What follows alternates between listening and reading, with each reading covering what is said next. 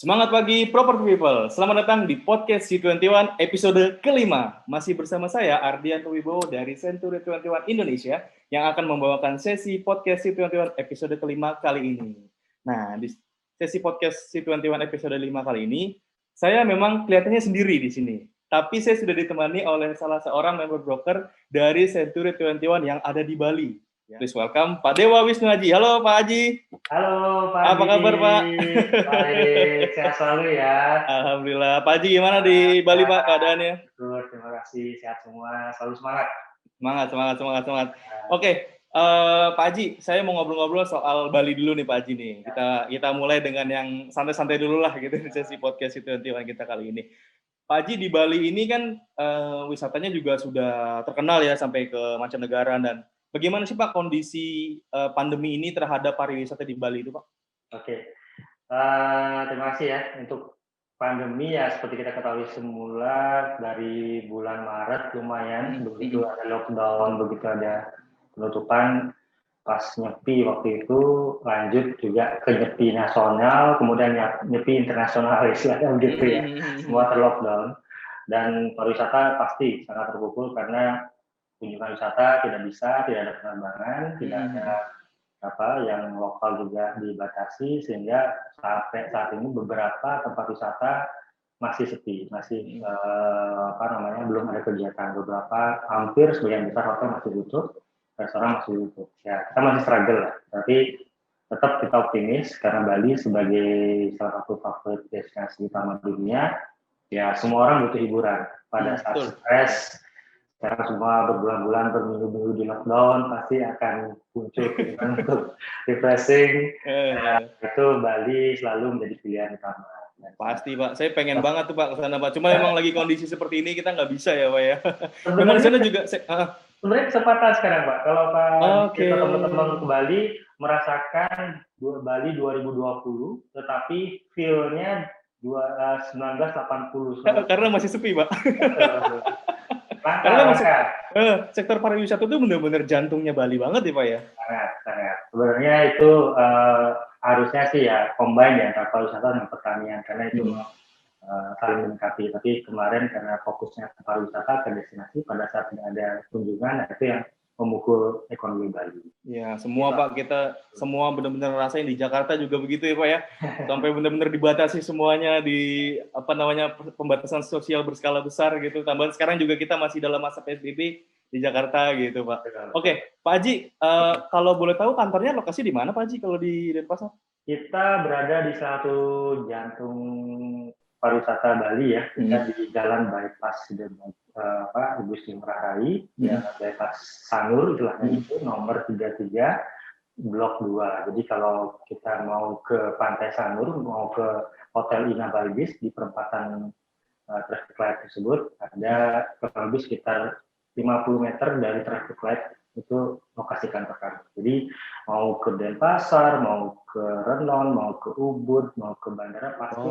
Berarti deket ya Pak ya? Maksudnya tempatnya juga strategis ya? Sangat strategis. Oke Pak Haji, kita mau ngomongin soal properti nih. Di podcast C21 ini kita mau ngebahas soal properti.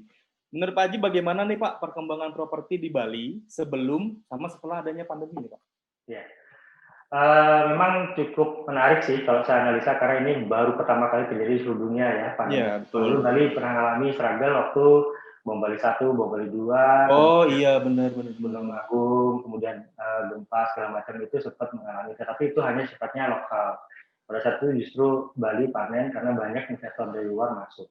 Nah, sebelum pandemi sebenarnya kita dari dunia properti sudah sangat aktif. 2020 proses menuju rebound, karena 2015-16 seperti kita ketahui properti cukup slow down, termasuk di Bali juga. Nah, 2019 itu mulai ada pergerakan, 2020 harusnya sudah mulai take off ya gitu. Tapi pada saat mau take off ini ya terjadi pandemi tersebut. Nah, kondisi ini sebenarnya sih kalau saya lihat perkembangan terakhir waktu awal pandemi mungkin ada sedikit kekhawatiran atau merasa akan sulit pulih gitu. Tapi dalam perkembangan ternyata dalam waktu ya 1 bulan terakhir atau beberapa minggu terakhir ini justru request buyer cukup signifikan khususnya di Bali.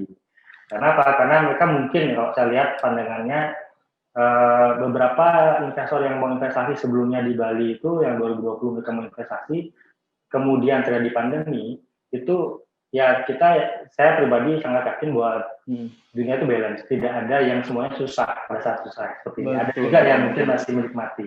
Nah, orang-orang yang menikmati ini yang mungkin bagian ya dunia online, dunia kesehatan atau yang lainnya masih tidak terlalu bermasalah di cash flow-nya mereka, itu timing yang tepat untuk membeli investasi di Bali. Karena apa? Karena ya mungkin dengan special price bisa mereka dapatkan sekarang momennya ini gitu. Itu yang request-nya lumayan dan saya yes, ya untuk pandemi saat ini harusnya akhir tahun ini ya booming ya. Mudah-mudahan Pak.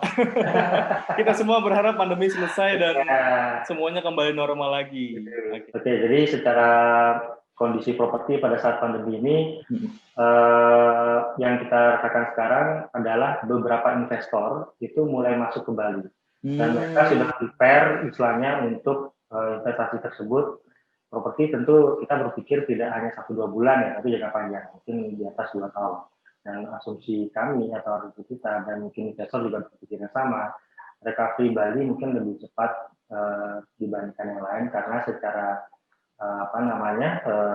tempat tujuan wisata sudah sangat terkenal. Kedua, beberapa orang yang sudah ingin keluar untuk berwisata baik itu lokal maupun internasional, destinasi yang akan dipilih saya yakin Bali menjadi tetap nomor 1. Sehingga itu menjadi pilihan mereka dapat special price pada saat kondisi agak normal saja, tidak menguntungkan buat mereka. Apalagi kembali normal sudah pasti beda.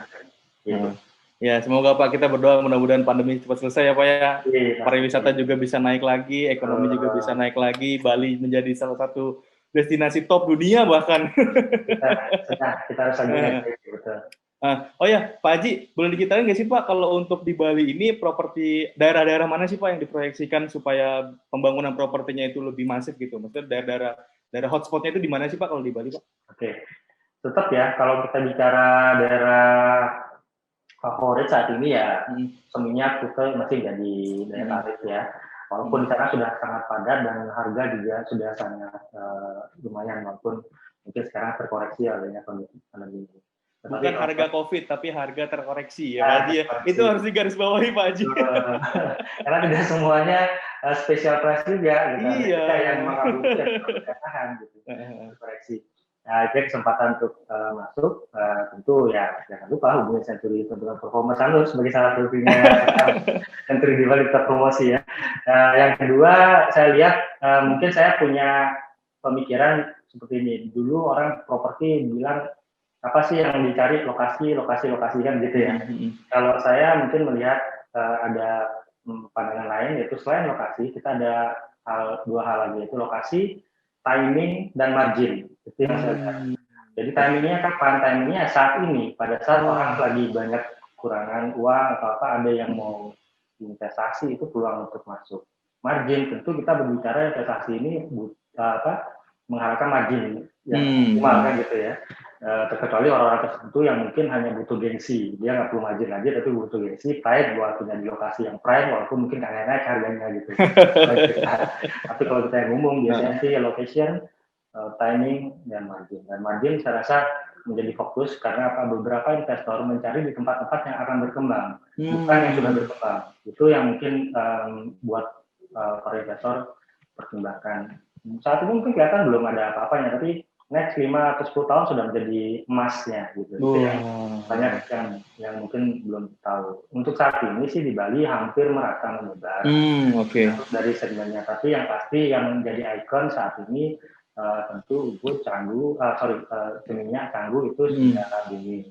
Kemudian pantai selatan itu dalam Bukit, Jimbaran, Selatan itu punya potensi karena di sana banyak pantai-pantai yang masih belum terbuka.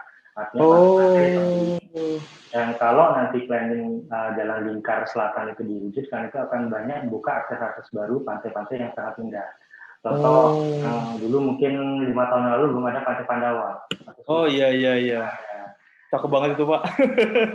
Tapi kan masih banyak yang lebih cantik. Oke. Lasti contohnya Pak.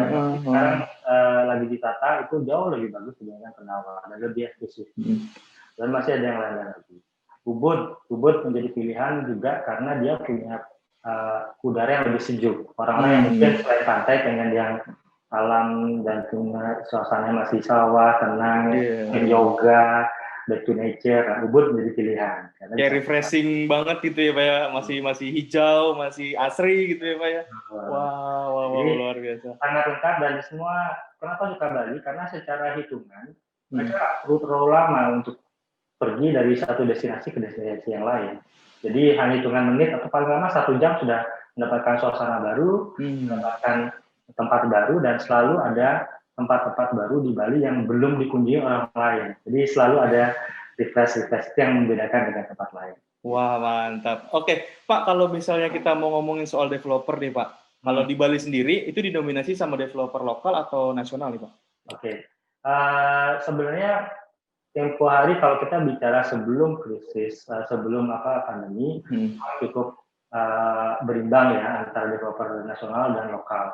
Tapi tentu karena Bali ini kan kecil, skala nasional developer tidak bisa seperti di Jakarta atau di Jawa Barat yang ribuan hektar atau ratusan hektar ya. Di Bali maksimum paling 10-15 hektar udah top gitu, banyak yang kesulitan mendapatkan lahan, sehingga skala besar seperti grup kita, Citra Land itu membangun di Denpasar maupun di daerah Tabanan, saat ini yang itu juga jumlahnya paling puluhan hektar. Itu untuk yang skala nasional. Tapi untuk setelah pandemi, karena tergerusnya sebagian pasar yang investor, jadi lebih kepada banyak end user, banyak developer lokal ini yang membuat menyiasati dengan project budget. Jadi nilai murah, tetapi lokasi masih strategis. Dengan cara apa? Dikecilkan the size. Tanahnya yang seharusnya 100 meter dikurangi jadi 50 meter. Kayak gitu. Bangunannya dibuat naik 2 lantai, tipe 50-50, begitu kamar 2, kamar mandi 1, untuk hunian-hunian rumah tangga yang masih baru ya. Kaum milenial gitu ya. Terjangkau. Biasanya di bawah 1 miliar, mungkin 200 juta mereka bisa dapatkan, dan itu cukup masif walaupun tidak besar. Paling satu komplek mungkin maksimum 10, 12 atau malah 45 kayak gitu. Tapi itu cukup menjamur di beberapa tempat. Berarti memang perkembangan properti di Bali ini trennya memang naik ya Pak ya? Kalau saya lihat dari beberapa kejadian ekstrim seperti saya sampaikan tadi, itu justru menjadi peluang oleh orang lain yang tidak merasakan dampak negatif tersebut. Jadi Bali selalu semacam jadi ajang untuk investasi, dan pada saat mereka melihat situasinya menurun atau kurang bagus secara properti atau secara pariwisata, justru ada beberapa orang yang masuk ke sana untuk memanfaatkan itu. Dan mungkin itu yang membedakan dengan daerah lain, dan itu yang membuat properti di Bali dibandingkan yang lain cukup stabil ya, cukup stabil. Mungkin beberapa harga sudah overpriced tempo hari, yang sekarang dikoreksi lah sedikit. Gitu. Oke. Pak Haji, di Bali kan kita tahu bersama ya, semua juga property people di sini juga tahu ya, Bali itu kan tempat wisata gitu ya. Nah, selain tempat wisata, banyak juga nih yang datang untuk investasi. Tadi Pak Haji sudah kemukakan juga di awal ya, banyak investor-investor datang untuk bisa berinvestasi. Nah, kira-kira menurut Pak Haji, properti apa sih Pak yang cocok buat para property people dan juga para investor ini supaya mereka bisa investasi di Bali? Itu tipe properti apa sih Pak? Ya. Sebenarnya kalau mau lihat jenis tipenya sih hampir semua punya potensi ya, tergantung kita sekarang segmennya yang mana, end user kah atau dia investor jangka panjang atau pengembang. Kalau dia ingin istilahnya mencari gain dari perkembangan tempat tersebut. Ya, sebagai contoh sekarang yang lagi hot ini adalah rencana pembuatan jalan tol kedua di Bali. Sekarang sedang dalam proses penyiapan lahan dan akses, tapi itu akan membuka akses baru, tempat-tempat baru yang mungkin ke depan akan berkembang gitu. Contoh akses tol ini kan nanti akan direncanakan tembus itu dari Gilimanuk menuju ke daerah Gianyar. Itu nanti ada jalan tengah yang suatu hari mungkin cukup padat, banyak truk, banyak jalan yang menikung tajam begitu, akan dibuat shortcut dengan banyak jalan tol ini akan dipersingkat dan akan permudah akses. Itu akan buka tempat-tempat baru yang berpeluang saat ini belum berkembang menjadi berkembang. Kedua, kalau kita bicara end user, itu end user sangat banyak orang yang, ya tentunya orang Jakarta, mungkin Pardi juga gitu, belum merasa kaya kalau belum punya properti di Bali. Orang-orang kaya harus punya properti di Bali, atau yang lebih besar lagi punya project di Bali. Gitu. Wow. Akan menjadi lebih oke, gitu. Karena Bali adalah etalase dunia internasional. Iya, setuju Pak. Ada proyek di sini itu gaungnya akan terdengar sampai di seluruh dunia. Dan kedua, prestis kan, kalau Pak Adi misalnya. Iya. Lu main dong ke villa gue di Bali, nggak usah bayar gitu.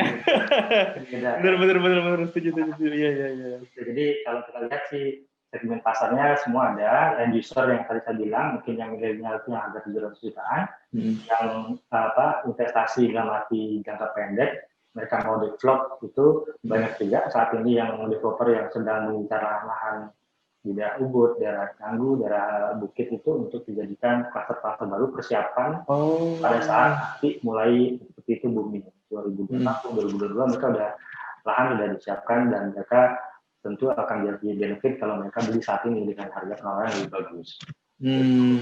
Jangka panjang mungkin itu kedepannya adalah usaha penida. Usaha penida itu adalah mobil yang di bawahnya Bali itu saat ini juga lagi ramai proyek-proyek besar, proyek besar, dan itu sedang dibuatkan bandar dermaga baru oleh Pemda Bali sehingga mempermudah akses dan itu ya seperti saya sampaikan tadi, Bali tetap menjadi pilihan emas lah untuk investasi di properti. Seksi banget memang properti di Bali. Orang-orang di Bali juga seksi-seksi, Pak. Pak Haji, seru banget nih kita ngobrolin soal Bali ya. Tadi Pak Haji jelasin soal wisatanya, ternyata masih banyak banget nih daerah-daerah yang terpencil gitu ya, yang belum terbuka untuk umum. Iya, masih bisa untuk dieksplor. Dan itu juga kan berarti properti di sana juga bisa jadi sebagai tambahan gitu ya Pak ya. Maksudnya, di Bali nih pengembangannya sudah bagus, banyak juga developer di sana, mau skala lokal ataupun nasional gitu ya Pak Haji ya. Dan tempat wisatanya juga kan bagus gitu ya, banyak banget opsi untuk liburan di sana gitu Pak Haji. Oke, Pak Haji, kita semua sama-sama tahu nih Pak nih, investasi properti ini nih nomor 2 Pak, setelah emas. Nah, menurut Pak Haji, apakah saat ini adalah saat yang tepat untuk bisa investor ataupun end user bisa membeli properti di daerah Bali? Oke. Sebenarnya waktu awal-awal COVID saya sudah sampaikan dalam salah satu medsos kita bahwa saya prediksi emas akan naik. Emas akan naik dan itu memang benar. Kemudian untuk properti mungkin kemarin waktu awal memang cukup wait and see rata-rata melihat gitu. Tetapi ya orang yang punya uang miliaran, puluhan, atau mereka nggak mungkin nimbun emas bertonton juga kan gitu. Mungkin untuk cadangan ya, untuk mempercepat cash itu emas lebih cepat.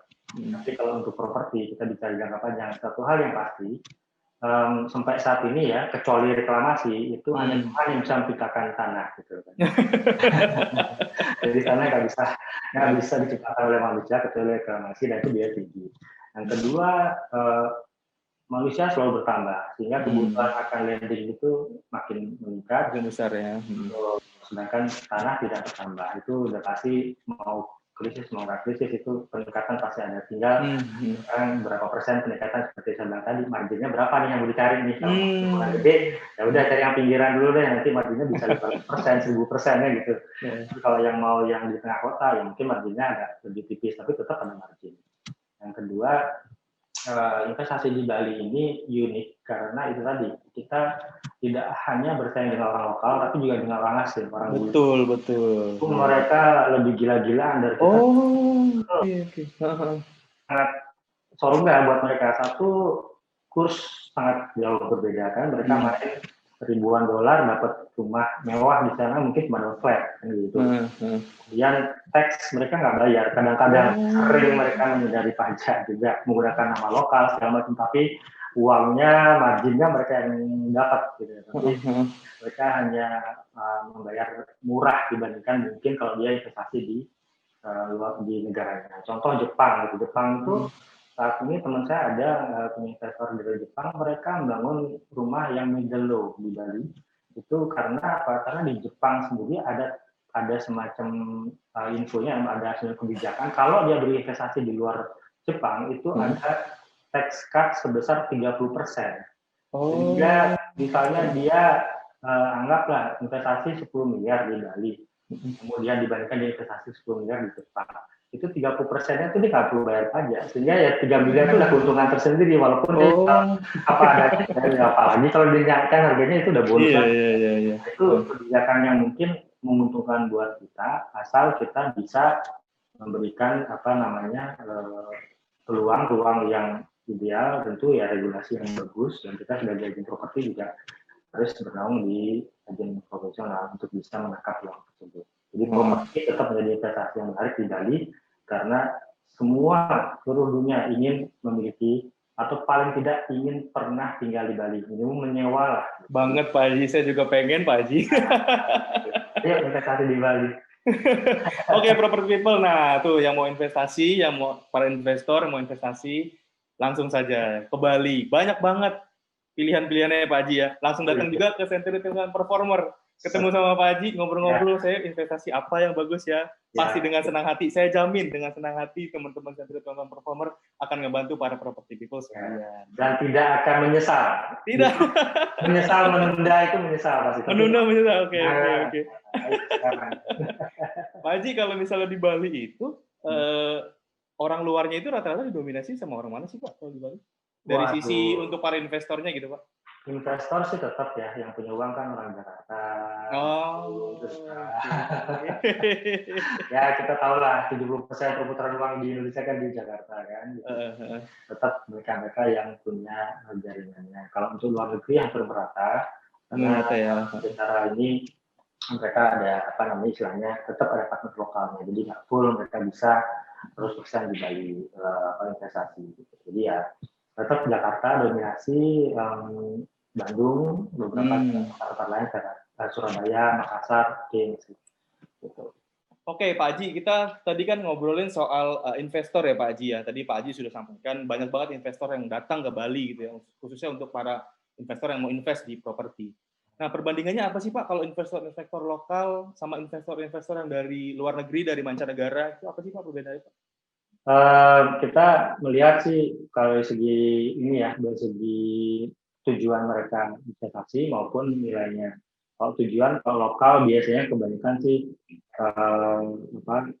investasi yang untuk para investor itu mereka investasi tidak untuk ditempati seperti di villa itu mereka biasanya untuk tempat wisata, peristirahatan, terus mereka ke Bali atau mereka sewakan kembali untuk dibisniskan kayak gitu. Dan ada juga yang lokal umumnya kebanyakan mereka karena kebutuhan tempat tinggal, mungkin mereka tidak ke Bali atau mereka ingin stay di Bali dari tempat kota sebelumnya, itu yang lokal. Dan mereka segmentednya range harga untuk yang tempat tinggal itu range ya kisaran 2 miliar ke bawah sih biasanya. Tapi kalau untuk investasi properti itu lebih variatif angkanya. Nah, untuk orang luar, yang orang asing khususnya, itu mereka memang punya karakter dua, yaitu satu sebagai investor, itu mereka juga sebagai developer properti juga di sini, dengan kebanyakan mereka menyewa lahan jangka panjang, bisa 30 tahun, bisa 50 tahun, bisa 100 tahun, gitu. Jadi itu mereka kemudian kembangkan jadi unit-unit properti seperti villa, hotel, segala macam, dan mereka biasanya manage itu maupun mereka jual di negaranya. Kadang banyak juga orang bule ini yang ya istilahnya kontraktor tidak resmi lah begitu. Mereka mungkin sebagian memanfaatkan orang lokal, ya, bisa sebagai partner, bisa mungkin mereka punya pasangan lokal itu dipakai nama, tapi uangnya sebenarnya dari mereka. Dan itu banyak terjadi di kawasan wisata, itu ke Seminyak, Canggu, Ubud itu mereka banyak melakukan itu. Misalnya mereka sewa 25 tahun, kemudian mereka bangun villa dengan 3-4 kamar, mereka private pool, terus kemudian mereka sewakan harian, bulanan, begitu, dan itu nilai investasinya jauh lebih menguntungkan buat mereka. Karena apa? Karena di sini hampir boleh dibilang mereka tax free, gitu, nggak ada biaya pajak segala macam yang mungkin di negaranya cukup tinggi. Kedua, dengan nilai kurs rupiah yang rendah, mereka bisa investasi yang murah di sini, tapi tetap jual mahal di negaranya. Iya, Nah, itu yang benar-benar. mungkin kita banyak kecolongan di situ dan perlu ya tanda kutip perhatian Pemda atau pemerintah untuk bisa meningkatkan PAD sebenarnya dari villa-villa tersebut, dan tentu itu sedikit mengganggu hotel atau hunian hotel karena mereka lebih cenderung tinggal di villa, lebih private, mereka lebih nyaman dibandingkan di kamar-kamar hotel dengan nilai yang kurang lebih hampir sama. Jadi secara nilai untuk angka kebanyakan sih lokal itu 2M ke bawah, untuk yang bule itu 2M ke atas. Gitu. Oh, memang segmennya beda ya Pak Haji ya? Ya, beda. Kalau dari presentasinya gimana Pak Haji, dari lokal sama yang dari luar itu bagaimana Pak Haji? Kalau presentasinya seperti yang saya tadi, untuk daerah pariwisata yang hampir 90% orang bule. Oh, oke. Itu pasti orang asing. Kalaupun mereka ada lokalnya, mereka pakai shift biasanya. Kalau untuk di kota-kota seperti Denpasar, Tabanan, Gianyar itu ya memang lokal karena mereka tinggal di sana kan, mereka beraktivitas itu. Jadi segmented lokasi itu mempengaruhi siapa yang investasi di situ. Gitu. Nah, itu juga kan yang menjadi keuntungan dari Century 21 ya Pak ya, karena kan brand Century 21 kan sudah dikenal nih di seluruh dunia gitu ya. Jadi orang-orang luar ini, orang-orang ekspatriat ini juga kenal apa itu Century 21. Oh, ada juga di Bali Century 21 Performer. Makanya mereka percaya buat investasi di sini melalui Century 21 Performer. Mantap Pak Haji. Benar, itu Pak Haji benar sekali, karena apa? Kalau sudah bicara orang Amerika, gitu, ada brand lain dari, ya kita nggak usah sebut ya, brand lain dari negara tetangga itu, mereka lebih milih Century karena saya punya pride lah, Century dari Amerika, saya lebih milih Century untuk membantu mendapatkan properti yang diinginkan, gitu. Agak jauh dia nggak apa-apa, dia akan datang ke Century karena rasa bangga dia punya brand di sini, dan itu kita sangat appreciate lah, gitu. Itulah pentingnya punya brand ya Pak Haji ya. Dan tentu kita juga jaga ini keamanan, kita jaga data, kita jaga safety kedua pihak ya, pembeli maupun penjual, yang kadang-kadang itu tidak diberikan oleh agen-agen tradisional, yang mungkin mereka hanya berpikir komisi, tiba-tiba kemudian pas tanda jadi masuk ternyata tanahnya bermasalah, atau mungkin ownernya nggak jelas siapa, atau akhirnya uangnya nyangkut, transaksi nggak jadi, terus orang juga mau cari si brokernya udah ngilang duluan atau gimana, itu banyak terjadi, dan kita harus hati-hati sekali untuk investasi supaya tidak tergiur hanya sekedar murah, tapi benar-benar safe-nya juga, clear and clean-nya dari kondisi lahan yang kita tersebut. Pak Haji tadi kan ngomongin soal broker tradisional atau broker lokal lah ya, kita bisa lebih tepatnya. Nah, Pak Haji dulu ini kan di broker lokal atau broker tradisional. Sekarang Pak Haji sudah punya brand di Century 21 Performer. Apa sih Pak bedanya? Kesan-pesannya apa sih Pak dari broker tradisional ke broker yang memang profesional dengan brand Century 21 itu sendiri? Ya, memang ada perbedaan yang cukup mendasar ya untuk broker tradisional maupun brand khususnya Century 21. Satu hal, broker tradisional kebanyakan mereka kerjanya itu acak. Ada beberapa yang mungkin cukup teratur karena mungkin jam terbang, tapi sebagian besar mereka cenderung kepada tidak terstruktur dan banyak terjadi dispute, terutama masalah pembagian komisi. Gitu. Pada saat misalnya sebelum transaksi mungkin dia 1-2 orang, begitu mau transaksi bisa satu kampung itu datang gitu. Itu kadang-kadang itu bisa ribut, dan itu bisa terjadi hal-hal yang tidak diinginkan. Malah ada yang lucu sekali, atau saya sering nggak habis pikir adalah banyak transaksi batal hanya gara-gara komisi. Oh. Ini kan lucu, kita nggak punya tanah, nggak punya propertinya, kita nggak punya uangnya, tapi kita membatalkan hanya karena merasa kurang atau merasa nggak dapat sesuai dengan yang diinginkan. Ini kan konyol kan gitu loh. Konyol, Pak. Nah, nyata juga. Karena apa? Karena mereka mungkin berpikir susah untuk mendapatkan transaksi tersebut karena networking-nya terbatas. Mereka hanya punya satu pembeli atau satu penjual, sehingga mereka benar-benar jaga itu dan mereka benar-benar lakukan segala hal yang membuat mereka mendapatkan sesuatu di situ, walaupun kadang-kadang merugikan salah satu pihak, entah pembeli, penjual atau pihak lain. Itu mereka nggak peduli, yang penting mereka dapat komisi sebesar-besarnya gitu. Nah itu kadang-kadang terjadi markup harga, kemudian terjadi masalah legal segala macam. Nah itu yang membedakan dengan dunia agen properti profesional seperti Century, karena kita punya struktur yang jelas, aturan yang jelas, komisi yang jelas dari awal, sehingga kemungkinan dispute itu kita hindari dari awal. Supaya apa? Karena uang itu bisa berubah. Ya kita akan tahu karakter orang pada saat orang itu nggak punya uang maupun punya uang gitu. Setuju Pak Haji. Nah kita di properti ini kan uang besar, nilainya kecil itu harus clear di depan, dan kita sebagai agen profesional sangat menjaga itu. Jadi pada saat ada hak orang sekian ya kita di awal sampaikan mau deal mau enggak itu urusan belakangan. Nah ini yang mungkin tidak dipahami oleh teman-teman broker tradisional yang berpikir saya maunya segini, terserah kamu berapa, padahal dia mungkin juga bukan yang punya peranan atau tidak paham tentang dunia. Mindsetnya masih berbeda ya Pak ya maksudnya. Betul. Jadi yang kadang membelokkan pola pikir tersebut yang tidak gampang. Dan itu kita sebagai agen properti profesional, apalagi dengan program-program yang bagus, training-training yang seperti dilakukan sama Century itu akan membantu merubah mindset broker tradisional yang cenderung tidak atau kurang memahami aturan-aturan tentang dunia perbrokeran.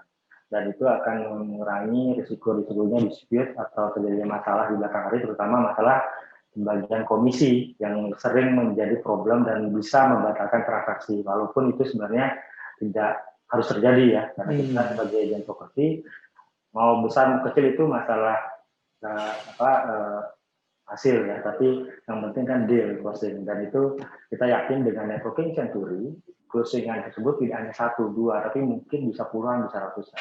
Yang membedakan dengan broker tradisional yang mungkin mereka berpikir nggak akan ada lagi atau susah lagi cari calon potensi buyer atau calon potensi klien yang mau mereka handle, sehingga mereka menghalalkan segala cara. Itu yang harus kita rubah mindset. Oke, Pak Haji, saya mau tanya sedikit lagi Pak Haji. Saya dapat beberapa sumber nih Pak. Kalau Pak Haji ini jago banget kalau closing soal villa. Wah, yang begitu-begitulah pokoknya. Pak Haji mungkin bisa bagi-bagi tips dong buat para property people di sini yang mungkin agent property dari Century 21 juga. Bagaimana sih Pak challenge-nya atau tantangannya dengan transaksi properti yang levelnya seperti itu ya Pak? Udah villa, udah hotel mungkin. Gimana Pak? Ya, semua segmen itu punya tantangan tersendiri. Saya nggak bilang di rumah kecil itu lebih gampang, nggak juga. Karena nilai itu tidak bisa kita samaratakan. Orang mungkin investasi 700 juta itu udah top banget buat yang level itu. Gitu. Jadi kita juga harus memberikan yang terbaik. Untuk villa juga begitu, hotel apalagi. Jadi semua punya semua seragamnya, punya seragamnya masing-masing. Tetapi saya memilih kemarin villa tersebut karena memang ya mohon maaf, saya orang Bali, saya pengen orang yang masuk ke sini itu adalah orang-orang yang punya kualitas, gitu. Kualitas supaya apa? Supaya ya terjaga juga lingkungan yang indah ini, yang bagus ini tidak menjadi kumuh atau rusak oleh investasi atau orang-orang yang malah mungkin tidak terlalu peduli untuk menjaga kualitas tersebut. Nah, dengan villa ini tentu segmentasinya akan berbeda, kualitas orangnya akan berbeda, dan itu akan membuat value tersendiri yang mengangkat nilai dari kawasan tersebut, termasuk juga investor juga senang karena value-nya meningkat, itu mereka juga tidak dirugikan kan, dan kita pun dari agent ya kita sih sederhana berpikir mau transaksi 500 juta, mau transaksi 5 miliar, mau 50 miliar, capeknya sama. Capeknya sama, stresnya sama. Betul. Tapi yang masuk ke rekening beda, Pak. Aduh. Itu Itu salah satu alasan saya, dan saya menikmati proses tersebut. Pada saya jual villa, saya pernah jual hotel juga. Itu semua punya apa ya, challenge-nya dan struggle-nya, dan pada saat ending itu kita lihat kepuasan konsumen happy itu jauh di atas nilai uang yang kita dapat. Nah, apalagi mereka repeat order atau mereka rekomendasi. Wah, iya betul tuh Pak. Itu yang priceless. Itu yang harus kita cari sebagai sebuah agent properti. Ya, karena fokusnya agent itu kan melayani ya Pak ya. Setuju. Wah, mantap Pak. Oke. Fokus Century kan udah punya brandingnya, udah tidak diragukan lagi ya. Oke, Pak Haji, dampak COVID-19 ini kan semua kena nih Pak, mempengaruhi semua lini Pak. Betul. Apa namanya, pandemi ini benar-benar memberikan satu, ini pertama kalinya mungkin ya dalam hidup kita gitu ya, kena pandemi yang sampai skalanya global seperti ini. Dan ini kan orang-orang juga banyak nih Pak yang kena dampak gitu ya, baik secara langsung ataupun tidak langsung. Misalnya ada yang kehilangan pekerjaan, ada yang beralih fungsi pekerjaan gitu kan. Nah, program apa nih Pak yang dijalankan oleh Century 21 Performer sendiri untuk bisa membantu orang-orang yang terkena dampak ini Pak? Ya. Setuju Pak. Jadi kemarin kita juga sempat mendapatkan lumayan banyak MA baru ya, agent-agent yang secara kualitas maupun latar belakang luar biasa. Ada mantan kepala cabang, bank swasta besar gitu, ada juga GM hotel, ada level-level yang manajerial manajemen ke atas lah, dan mereka semangat untuk masuk dunia properti karena dunia properti ini dunia yang tidak mengenal batas pensiun. Kita bisa kerja sampai kapanpun, sampai sekuatnya lah istilahnya begitu, dan kita bisa mengatur manajemen waktu sesuai dengan keinginan kita. Dan peluang nilai income-nya pun juga tidak main-main kalau kita serius gitu loh. Kalau kita bicara investasi di Bali ya tentu kebanyakan minimum 1 miliar itu udah yang biasa lah gitu istilahnya. Jadi yang gelap itu ya 5-10 miliar gitu misalnya, ya dapat 5%-nya aja gitu misalnya nih. Itu lumayan kan gitu. Dan itu continue kita sifatnya karena memang Century sebagai sebuah jaringan internasional tentu kita yakin banyak yang investor yang mau beli di lewat Century atau menjual lewat Century, itu peluang untuk kita juga berkembang. Dan Bali masih kita sendiri, jadi berkembangnya masih banyak sekali peluang tersebut. Dan saya yakin dengan COVID ini, walaupun teman-teman di luar sana yang mungkin awam sebelumnya tentang jual properti, dengan sistem training yang dilakukan sama Century, online training, Century 21, segala macam itu membantu mereka untuk mempercepat pembelajaran tentang gimana sih dunia agent tersebut yang profesional, yang bagus, yang benar, dan itu kita berterima kasih sekali atas support di Bursa Twitter Indonesia ya, atas program tersebut. Ya buat saya sih sekali lagi kita membuka sebesar-besarnya buat teman-teman yang mungkin masih bingung mau cari kerja segala macam. Ayo Century Performer membuka peluang untuk jadi marketing associate, dan kita sampaikan unlimited income kalau kita mau unlimited income tuh. Kapan lagi property people kerja dengan unlimited income ya Pak Haji ya? Kita maunya gimana? Apalagi sekarang kita sedang handle ini, ada mungkin juga tawaran juga buat teman-teman kantor lain Century di tempat lain. Kita ada kerjasama dengan Kanaan Land Highway Project, itu ada di Ubud sama di Ungasan, sudah on progress. Waktu COVID kemarin kita ada jualan juga salah satu proyek yang mereka di Ubud itu sebenarnya 3,8 miliar cash. Nah itu buat kita sekarang ada kesempatan untuk jadi lead. Jadi buat teman-teman agent atau kantor agent Century 21 yang tempat lain yang mungkin punya potensi untuk beli Highway Project dan mau bergabung sebagai bagian dari leadnya Century 21 Performer, kita siap handle semua klien yang kembali. Wow. Tinggal terima komisi. Waduh. Enak banget nih Pak Haji. Segera daftar jadi ini untuk kita lead lah di Bali untuk project Highway gitu Pak. Oke, Pak Haji, kalau Pak Haji sendiri, menurut Pak Haji di dunia agent gitu Pak ya, maksudnya ini kan Century kan tadi Pak Haji bilang networking-nya luas gitu. Nah Pak Haji boleh share sedikit nggak sih Pak Haji cerita pengalaman pribadi mungkin gitu Pak Haji, apa sih yang ada challenge apa sih selama Bapak menjadi seorang agent sampai dengan sekarang? Yang kita tahu ya, kemarin Pak Haji juga di Indonesia Property Agent Fest kan masuk top juga gitu ya kan, dapat reward juga kan Pak Haji. Nah, Pak Haji bisa di-share sedikit dong untuk para property people di sini, mungkin ada yang mau join sebagai agent supaya mereka tahu asam garamnya menjadi agent itu seperti apa gitu dari seorang Bapak Dewa Wisnuaji dari Center Tonton Performer. Gimana sih Pak? Ya. Boleh diceritakan ke kita? Pasti banyak teman-teman lain yang lebih berpengalaman dari saya ya. Saya cuma sharing aja. Intinya sih kita seperti saya katakan tadi, kita itu adalah agent properti konsultan. Jadi konsultan artinya apa ya? Kita memberikan konsultasi, memberikan masukan yang positif, memberikan masukan yang sesuai kebutuhan klien, baik itu pembeli maupun penjual, sehingga mendapatkan apa yang mereka inginkan. Ya, itu yang kita harus menjembatani sebagai seorang broker yang profesional. Supaya apa? Supaya terjadi transaksi endingnya dan memberikan kepuasan sehingga akan memberikan repeat order ke kita nantinya. Untuk asam garamnya tentu yang pasti semua agent harus siap itu. Kita berpanas-panasan, kita ditolak, komisi nggak dibayar, itu pernah terjadi. Tapi juga kita harus siap mental pada saat misalnya komisi dibayar lebih, gitu juga.